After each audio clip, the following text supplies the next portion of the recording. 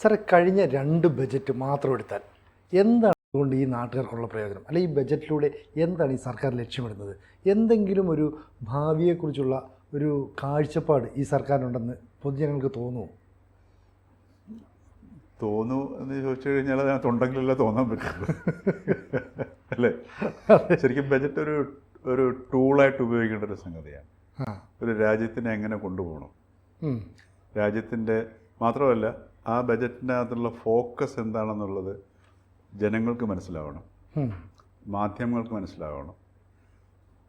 എപ്പോഴും ആ ഫോക്കസിലേക്ക് ഗവൺമെൻറ് നിൽക്കുകയും വേണം.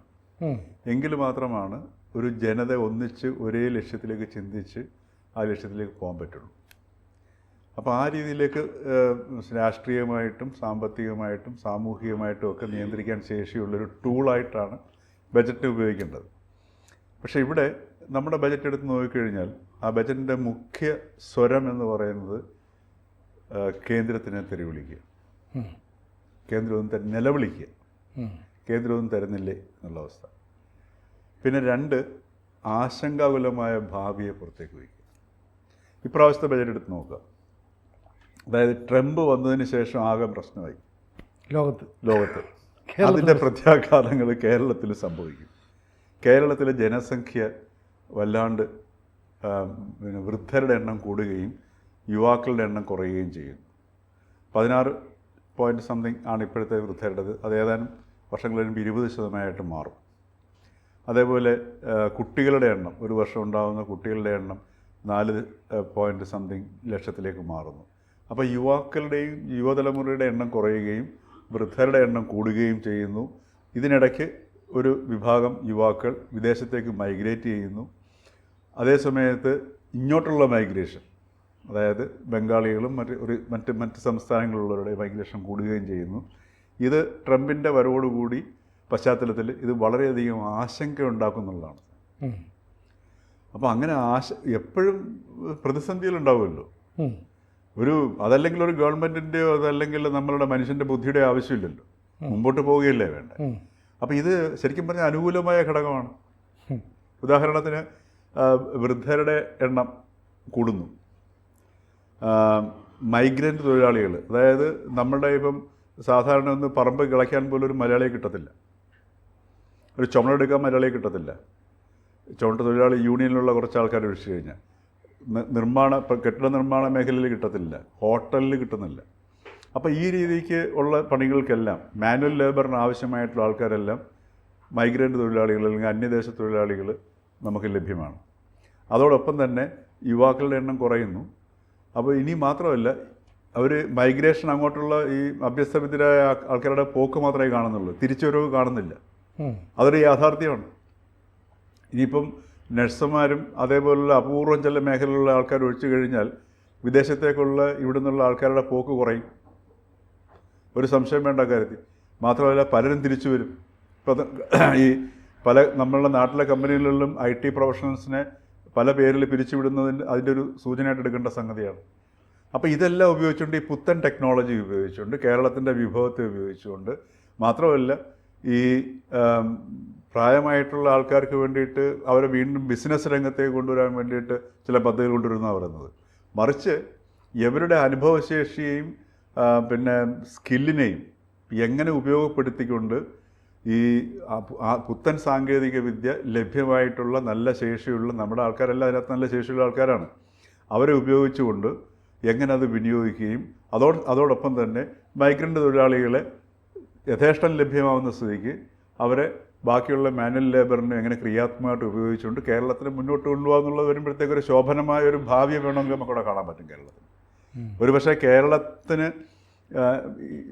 മുൻപ് കാലത്തെ പോലെയല്ല, കേരളത്തിൻ്റെ ഒരു സാധ്യതയെന്ന് പറഞ്ഞു കഴിഞ്ഞാൽ അപാരമാണ്.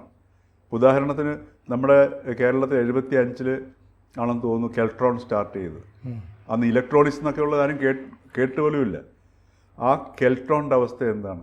ആ കെൽട്രോൺ യഥാർത്ഥത്തിൽ അത് ഉദ്ദേശിച്ച രീതിയിൽ മുമ്പോട്ട് പോയിരുന്നു എങ്കിൽ ഇന്ന് സിലിക്കോൺ വാലി പോലും നമ്മുടെ കേരളത്തിൻ്റെ മുമ്പിലൊന്നും ആവില്ലായിരുന്നു. അത്രയ്ക്ക് സാധ്യതയാണ്. അത് നമ്മളുടെ ഇവിടുത്തെ രാഷ്ട്രീയമാണ് നശിപ്പിച്ചുള്ളത്. ആ രാഷ്ട്രീയത്തിനകത്ത് മുഖ്യ പങ്ക് പ്രത്യേകിച്ച് എടുത്ത് പറയേണ്ട ആരുടെയാണെന്നുള്ളത് അറിയാൻ പറ്റും. എനിക്ക് 87-ലാണെന്ന് തോന്നുന്നു. ഞാനും ഒരു തിരുവനന്തപുരത്ത് പങ്കജ് ഹോട്ടലാണെന്ന് എനിക്ക് തോന്നുന്നത്, ഒരു പത്രസമ്മേളനത്തിൽ KPP നമ്പ്യാരുടെ പത്രസമ്മേളനം, അത് ഞാനും PTയുടെ എൻ്റെ സുഹൃത്ത് മുരളിയും കൂടെയാണ് കവർ ചെയ്യാൻ പോകുന്നത്. അപ്പോൾ അദ്ദേഹം കുറച്ച് ആൾക്കാരുണ്ടായിരുന്നു. അദ്ദേഹം അവിടെ നിന്ന് ഇങ്ങനെ ഒരു സ്വപ്നം കാണുകയാണ് ചെയ്യുന്നത്. കൈ ഇങ്ങനെ ആക്കിക്കൊണ്ട് പറയുക, ഞാൻ കാണുന്ന ആ സംഗതി ഏതാനും വർഷങ്ങൾ കഴിയുമ്പോൾ ഇലക്ട്രോണിക്സും കമ്പ്യൂട്ടറും വരാൻ പോകുന്ന മാറ്റങ്ങൾ കേരളത്തിലെ ഓരോ കുഞ്ഞു വീട്ടുകളിലെ വീട്ടമ്മ പോലും ഓരോ റെസിസ്റ്റൻസും ഓരോ പാർട്ടികളും ഉണ്ടാക്കുന്നത് ഞാൻ സ്വപ്നത്തിൽ കാണുമെന്ന് പറയുന്നു. അദ്ദേഹം അതിനുവേണ്ടി അദ്ദേഹത്തിൻ്റെ അവസാനം വരെ ശ്രമിച്ചു. ഗൗരിയമ്മ അതിന് കംപ്ലീറ്റ് പിന്തുണയും കൊടുത്തിരുന്നു. പക്ഷേ ഗൗരിയമ്മയും വെട്ടി നമ്പ്യാരെയും മൂലക്കിരുത്തി. അപ്പോൾ ഇതിൻ്റെയൊക്കെ പിന്നിൽ ഒരുപാട് താല്പര്യങ്ങൾ വർത്തിക്കുന്നു. അപ്പോൾ ഇത്തരത്തിലുള്ള ഒരു സമീപനമാണ് ഇപ്പോഴും ഈ ബജറ്റിൽ നമുക്ക് കാണാൻ കഴിയുന്നത്. ഇതിനകത്ത് അവരുടെ താല്പര്യങ്ങളെന്ന് പറയുന്നത് രാഷ്ട്രീയമായ താല്പര്യമാണ്. ഈ ബജറ്റിലെ താല്പര്യം എന്ന് പറയുന്നത് അടുത്ത തവണ പിണറായി വിജയൻ്റെ മുഖ്യമന്ത്രി സ്ഥാനം ഉറപ്പാക്കുക, LDF അധികാരത്തിൽ വരിക എന്നുവെച്ചാൽ 3ാം തവണയും വീണ്ടും LDF വരിക, പിണറായി മുഖ്യമന്ത്രി. കാരണം എന്ന് വെച്ചാൽ ഇപ്പം നോക്കൂ, തീരെ ജനപ്രിയമല്ലാത്തൊരു ബജറ്റിലെ കൊടുത്തിരിക്കുന്നു. അതെ അല്ലേ? അതെ. ഇനിയിപ്പം നോക്കിക്കോളുക, ഇനി വരാൻ പോകുന്നവർക്കറിയാം കാലവർഷം വരും, ദുരന്തം ഉറപ്പാണ്. എവിടെയെങ്കിലും പ്രശ്നങ്ങളും വെള്ളപ്പൊക്കങ്ങളോ മലയിടിച്ചിലോ ഉണ്ടാവുമെന്നുള്ള 100% ഉറപ്പാണ്. അപ്പം എന്തു പറ്റും? രക്ഷകനായിട്ട് മുമ്പോട്ടിറങ്ങും. ഇപ്പം കൊടുക്കാതെ വച്ചിരിക്കുന്ന ഒരുപാട് ആനുകൂല്യങ്ങളൊക്കെ എടുത്തന്ന് വിതരണം ചെയ്യും. സൗജന്യ റേഷൻ, അങ്ങനെയുള്ള സൗജന്യങ്ങളുടെ ഒരു പെരുമഴ വരും. നെഞ്ചു വിരിച്ച് കപ്പിത്താൻ രംഗത്ത് വരും. അതോടൊപ്പം തന്നെ പല പ്രഖ്യാപനങ്ങളും വരും. ഇപ്പം പെൻഷൻ തുക കൂട്ടിയിട്ടില്ല. അത് ഇന്നലെ ബാലഗോപാൽ പറഞ്ഞിട്ട് ഇപ്പം അതിനകത്ത് പറയണമെന്നില്ല, കൂട്ടണമെന്ന്, അല്ലേ? അപ്പോൾ പെൻഷൻ തുക കൂട്ടുന്നു, പിന്നെ ക്ഷേമ പെൻഷൻ വർദ്ധിപ്പിക്കുന്നു, കൊടുക്കുന്നു.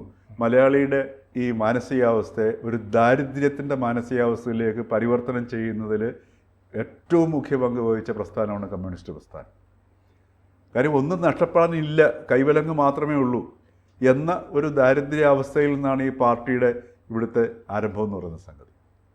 അപ്പോൾ ആ ദാരിദ്ര്യം എല്ലാ മനുഷ്യനിലുമുണ്ട്, ഓരോ മലയാളിയിലും, എന്നിലും താങ്കളിലും ഒക്കെ നമ്മൾ അറിയാതെ കിടക്കുന്ന ഈ ഒരു അപ്പം നമ്മുടെ കയ്യിലൊന്നുമില്ല, മറ്റിടത്തുനിന്ന് കിട്ടണം, എല്ലാം കേന്ദ്രത്തിൽ കിട്ടണം.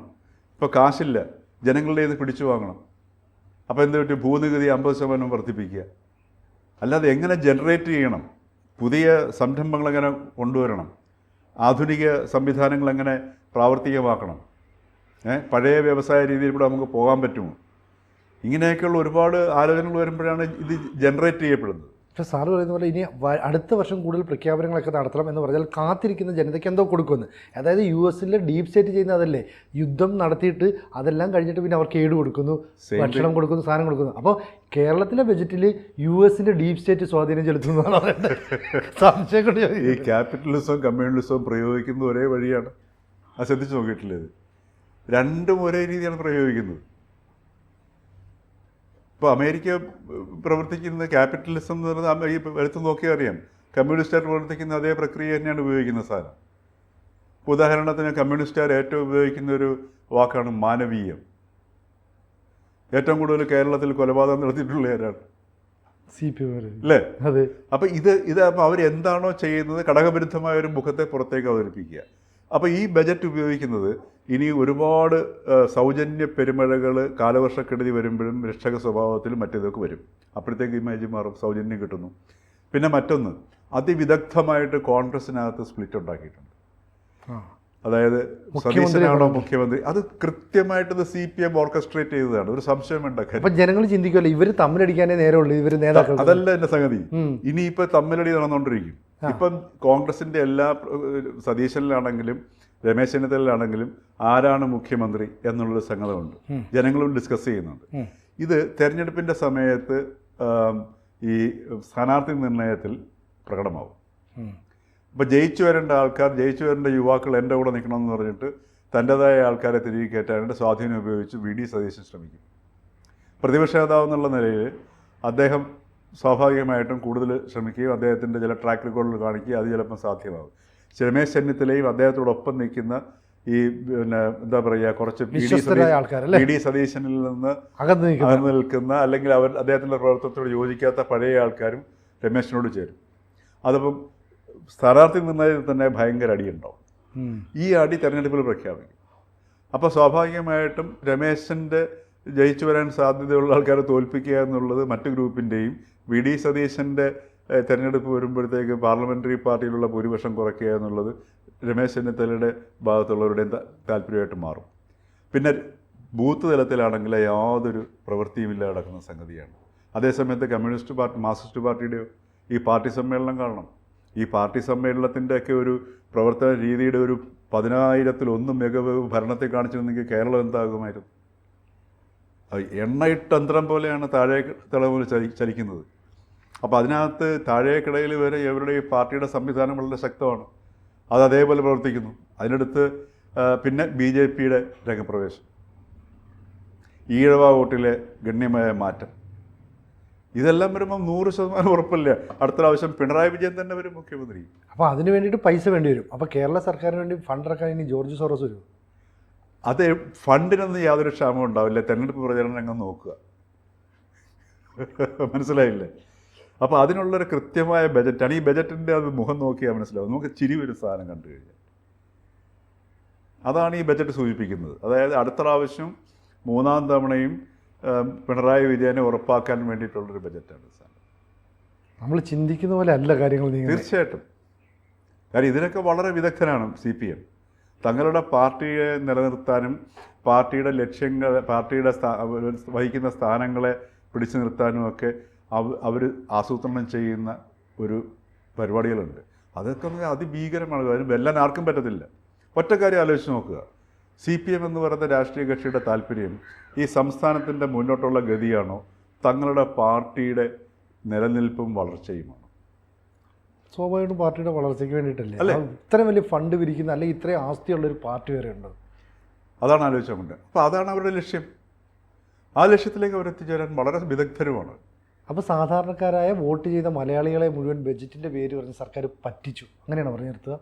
സ്വാഭാവികമായിട്ടും നമ്മൾ പറ്റിക്കപ്പെടാൻ വിധിക്കപ്പെട്ടവരാണ്. അങ്ങനെയുള്ളവർ ഇത് ചെയ്യും. നമ്മൾ ഇത്തരം കാര്യങ്ങളെക്കുറിച്ച് പോലും നമ്മുടെ വൈകുന്നേരങ്ങളിലെ ചർച്ചകൾ എടുത്ത് നോക്കുക. ആ ചർച്ചകളിൽ പോലും ഈ പറഞ്ഞതുപോലെ വൈകാരികമായ ഏറ്റുമുട്ടലല്ലാതെ യഥാർത്ഥമായ കാര്യങ്ങൾ വെളിവാകുന്ന ചർച്ചകൾ വളരെ അപൂർവമല്ലേ? ഇപ്പോൾ കേരളത്തിനൊരു മെയിൻ ഫോക്കസ് എന്താണ്? ഈ മാറാൻ പോകുന്ന കാലഘട്ടത്തിൽ നമ്മുടെ ഇവിടുത്തെ കൃഷി എങ്ങനെയായിരിക്കണം? നമ്മൾ കൊച്ചിയിൽ നിന്ന് തിരുവനന്തപുരത്തേക്ക് പോകുമ്പോൾ കോട്ടയം കഴിഞ്ഞ് 2 സൈഡിലേക്ക് നോക്കണം. ലോകത്തിൽ ഇത്രയും ഫലഭൂയിഷ്ടമായ പ്രദേശം കാണാൻ പറ്റത്തില്ല. പമ്പയുടെ സമീപ പ്രദേശങ്ങളാണ്. അതിസമർത്ഥമായ സമൃദ്ധി ഉണ്ടാക്കാവുന്ന സ്ഥലങ്ങളാണ്. എല്ലാം പോച്ച കയറി കിടക്കുന്നു, ചിലത് നികത്താതെ കിടക്കുന്നു, ചിലത് നികത്തി കിടക്കുന്നു, ഇങ്ങനെ കിടക്കുന്നു. ഇതൊക്കെ നമ്മുടെ സമ്പത്താണ്. ഇത് തിരിച്ചറിയാൻ പറ്റുന്നില്ല.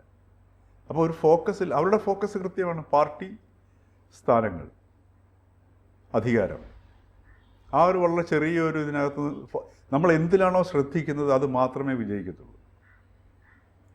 നമ്മൾ സംസ്ഥാനത്തിൻ്റെ പുരോഗതിയെ ശ്രദ്ധിക്കുകയാണെന്നുണ്ടെങ്കിൽ സ്വാഭാവികമായിട്ടും അവിടെയാണ് രാഷ്ട്രീയം വരുന്നത്. സംസ്ഥാനം മുന്നോട്ട് പോകും. അതല്ലെങ്കിൽ ജനത പിന്നോട്ട് പോകും, പാർട്ടി മുന്നോട്ട് പോകും. എന്താ സംഭവിക്കുന്നുള്ളത് നമുക്ക് കാത്തിരിക്കാം. തീർച്ചയായിട്ടും.